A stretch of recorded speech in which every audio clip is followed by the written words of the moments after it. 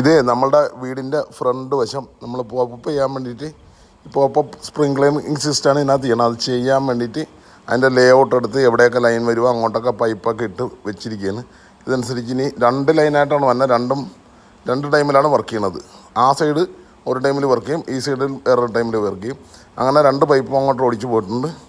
പിന്നെ അങ്ങനെ കംപ്ലീറ്റ് ആയിട്ട് നമ്മളിത് ഇവിടെയൊക്കെ കുഴിയെടുത്ത് അങ്ങനെ ഉണ്ട്. ഇവിടെയൊക്കെ കുഴിയെടുത്ത് ഈ കുഴിക്കകത്ത് ഒരടി താഴത്തെ കൂടെയാണ് ലൈനെല്ലാം കൊണ്ടുപോകുന്നത്.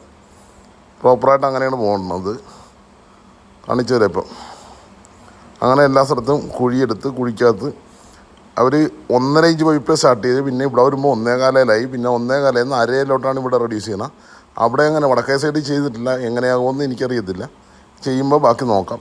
ഇത് 1.5 HP മോട്ടറാണ് വെച്ചേക്കുന്നത്. 21 മീറ്റർ ഹെഡുള്ള മോട്ടറാണ് നമ്മൾ വെച്ചേക്കുന്നത്. അങ്ങനെ ഇത് കംപ്ലീറ്റ് ആയിട്ടും നമ്മൾ നടത്തിക്കൊണ്ടിരിക്കുകയാണ്.